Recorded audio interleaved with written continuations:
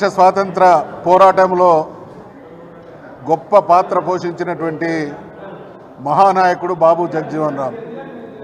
దేశ స్వాతంత్ర సముపార్జనలో కావచ్చు, తదనంతరం సుదీర్ఘకాలం పాటు బహుశా ఇప్పటి వరకు భారతదేశ చరిత్రలో అత్యధిక సమయం మంత్రిగా పనిచేసినటువంటి మహానుభావుడు బాబు జగజీవన్ రామ్.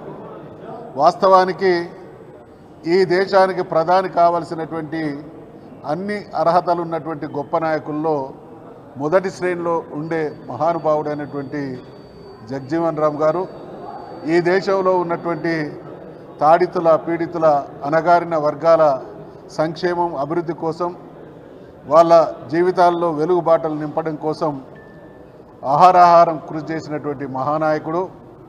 ససారాం నియోజకవర్గం నుండి అనేక పర్యాయాలు ఎంపీగా గెలిచినటువంటి నాయకుడు. అదే రకంగా బంగ్లాదేశ్ విమోచన, భారతదేశం ఒక దేశాన్ని వీరోచితంగా పోరాడి విముక్తి చేయడంలో ప్రధాన భూమిక పోషించినటువంటి మహానాయకుడు. ఆనాడు రక్షణ మంత్రిగా ఉండి పాకిస్తాన్ దుర్మార్గం నుండి బంగ్లాదేశ్ను విముక్తం చేయడంలో రక్షణ శాఖ మంత్రిగా వారు చేసినటువంటి సేవలు వారి పోరాట పటిమకు నిదర్శనం. జీవితాంతం కాళోజీ నారాయణరావు గారు అన్నట్టు పుట్టుక నీది, చావు నీది, బ్రతుకంతా దేశానిది అనేటువంటి నానుడికి సరిపోయేటువంటి రూపం బాబు జగజీవన్ రామ్ గారిది.